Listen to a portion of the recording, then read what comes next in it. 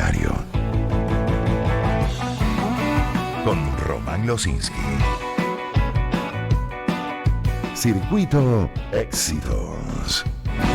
7:34 minutos de la mañana. Mire, cuando conversamos hace poco en el programa con los promotores de este estudio llamado Estudio de Impacto Económico de la Migración Venezolana en Panamá, reconocía yo, le daba la razón a Tomás Páez por lo que ha sostenido durante tanto tiempo. Y es que la migración, al final del camino, es siempre positiva para los países receptores.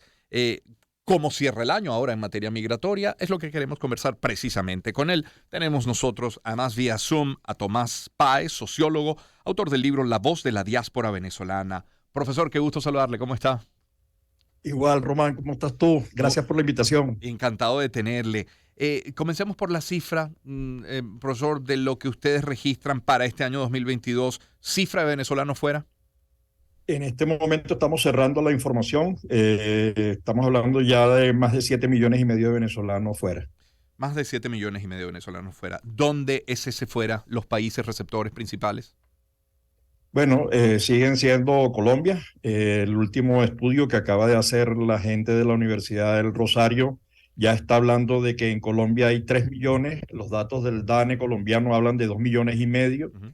Y le sigue Perú y luego los otros países latinoamericanos, Chile, Ecuador, etcétera, ¿no? Digamos, pero concentrado fundamentalmente en Colombia y Perú. Ahora, ya que hablamos de Colombia, pensamos en el paso de Colombia hacia Panamá, vía terrestre para llegar a los Estados Unidos. Por una parte, con la decisión tomada por el gobierno norteamericano y luego de hacer visible lo peligroso de la zona, la selva de Darién parece ser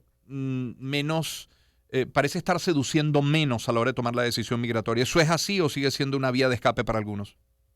No, sigue siendo una vía de escape, no con la misma intensidad que lo era antes, pero sigue siendo una vía de escape. Conversaba ayer con una amiga que llegaba de Costa Rica, que ha estado atendiendo en los albergues a los venezolanos que están llegando a Costa Rica vía Estados Unidos, porque los de Estados Unidos fue puntual, tenía que ver con el tema electoral. Ahí hay una discusión, el propio Washington Post, el comité editorial del Washington Post decía que al final Estados Unidos necesita migrantes. Estados Unidos no puede seguir creciendo si no se llena de inmigrantes. Y allí la migración venezolana, igual que la cubana, igual que la guatemalteca y la hondureña, Mexicana, están claro, viendo allí una posibilidad. Sí, esa facilidad, lo coloco entre comillas, esa facilidad del gobierno norteamericano para poco más de 20,000 venezolanos y establecerse de manera formal, legal, por al menos 2 años, ¿cómo la ve, profesor? ¿Es una buena iniciativa?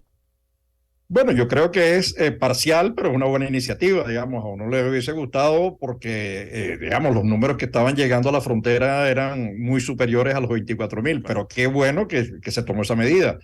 Ahora, lo que sí tiene que hacer Estados Unidos y lo que va a hacer seguramente es ponerse de acuerdo en una política migratoria que permita aprovechar la migración, porque lo que decía el Washington Post, me remito a Sí. ellos, decían que la relación entre ingresos y egresos indicaba que en Estados Unidos no estaba creciendo la migración global, más bien estaba creciendo la emigración.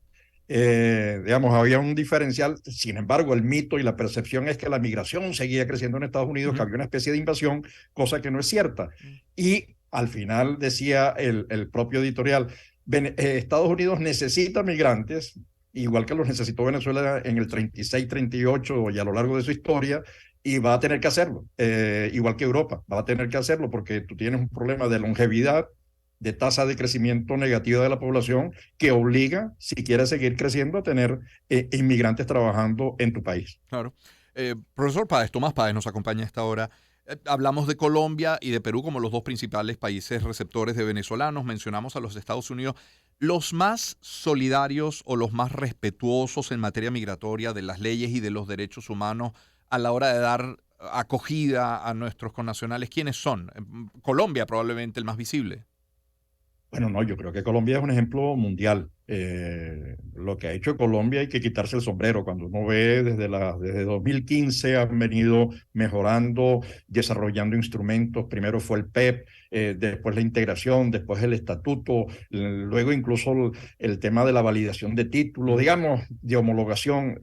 No, lo de Colombia hay que agradecerle en el alma lo que ha hecho la sociedad colombiana y el gobierno, los gobiernos colombianos, porque ha sido como una especie de política de Estado muy seria, muy sólida, que es, digamos, es un ejemplo global. Yo creo que ese es el país que se lleva todos los honores en lo que es política migratoria a escala global. ¿Y los que menos, los que han puesto más obstáculos? Es que al final yo creo que Latinoamérica se ha inventado mecanismos ad hoc. Lo hizo Perú, Sí. lo ha hecho Perú, lo hizo Chile. Hay problemas en Chile, sí. Lo ha hecho Ecuador, lo ha hecho México. República Dominicana, México. Todos al final con dificultades o no, pero se han creado mecanismos ad hoc. Recibir ciudadanos venezolanos sin pasaporte. Oye, eso no es normal que un país reciba a alguien sin pasaporte. Incluso Venezuela se dio el lujo de no recibir a sus propios ciudadanos, de negarle a sus propios ciudadanos en la época del COVID.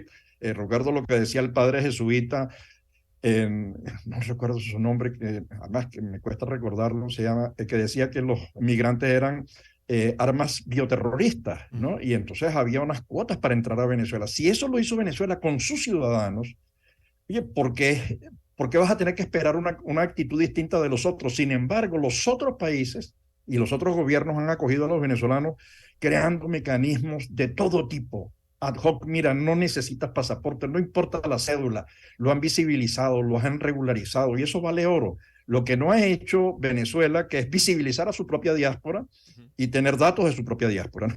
Lo que ha hecho el mundo es acoger a los venezolanos y visibilizarlos e integrarlos. Mm. Fíjese que tenía como punto siguiente en esta conversación, es Tomás Páez quien nos acompaña, el tema de la identidad. Y con ello, estamos hablando de 7,5 millones de venezolanos fuera, que hay con su derecho a la identidad, pero con ella y de la mano su derecho a ejercer el voto, a votar. Claro, es que ahí tienes varios problemas. El primer problema es el tema de la identidad. Muchos muchachos que nacieron fuera o que se fueron niños, no tienen cédula de identidad. Y en Venezuela, si no tienes cédula de identidad, la única manera de obtenerla es en Venezuela. No tienes derecho a pasaporte. Y si no tienes cédula de identidad, no tienes derecho a registrarte. Entonces ya ahí está excluido luego los apátridas que ha generado Venezuela Ujú. al desconocer esa realidad y no pensar en cómo abordar esa nueva geografía de Venezuela, ¿no? Luego tienes un segundo lote que son las personas que teniendo cédula de identidad porque se fueron ya con ella, Ujú. no han podido inscribirse en el registro electoral porque el registro electoral de permanente lo convirtieron en intermitente, lo convirtieron en cuando me dé la gana. Entonces no hay registro electoral ni siquiera dentro de Venezuela. Hay dificultades dentro de Venezuela, en zonas del interior del país hay problemas con el registro electoral y afuera, por supuesto, está negado. Los intentos que han hecho organizaciones de los venezolanos de la diáspora por inscribirse ha sido imposible. Y luego está el tercer lote, que es aquellos que están inscritos en el registro electoral, se fueron ya mayores, incluso tienen experiencia de haber votado, pero no han podido cambiar su domicilio precisamente por la inoperancia del registro electoral, ¿no? Entonces, pareciera que es una política consciente, deliberada, impedir la participación de más del 20% de la población, estamos hablando de 22% de la población, número Ujú. más, número menos, de la población en el proceso electoral venezolano. Y eso es negar un derecho que Venezuela firmó, los derechos sociales y políticos, que es los derechos a votar e incluso los derechos a ser elegido en cualquier parte del mundo. Y eso lo firmó Venezuela en el año 1976. Mm. Profesor Páez, en materia política, el año 2023 no es año electoral, es preelectoral, es víspera de elecciones. Hay un acuerdo recientemente firmado entre el Ejecutivo de Nicolás Maduro y la oposición reunida en la plataforma unitaria. Eso en materia política. En materia económica, pues bueno, las cifras dan cuenta de de un marginal crecimiento, pero son cifras macroeconómicas que no necesariamente es percibido así por la población. Política y economía, si se mantiene así como termine este año 2022, en materia migratoria, ¿qué efecto pueden tener para 2023? Claro, a ver, la migración sigue creciendo. eh, Primero, hay que agradecer que se haya puesto un cierto freno a esa caída en picada que te traía Venezuela, ¿no? Es decir, era una persona, este no es un ejemplo mío, es un ejemplo de otra persona, pero me valgo de él. Mm, Es una persona normal que pesa 100 kilos y Venezuela era eso. Y de pronto esa persona llegó a pesar 20 kilos porque la contracción del PIB fue del 80%, de más del 80%. Entonces, una persona que pesaba 100, saludable, terminó pesando 20. En este momento, el país está pesando 30, 35 kilos, ¿no? Digamos, una mejoría con respecto a los 20 kilos que tenía, en los que cayó. Pero llegar a los 100 kilos nuevamente, recuperarlo, va a requerir muchos años de trabajo sostenido y además unos cambios legales impresionantes. Yo creo que la discusión que hoy está en la Asamblea Nacional con el tema del gobierno comunal, que es suplantar el Estado liberal de derecho y a la institucionalidad, a las gobernaciones y alcaldías por los consejos comunales, es toda una política deliberada de destrucción de la democracia.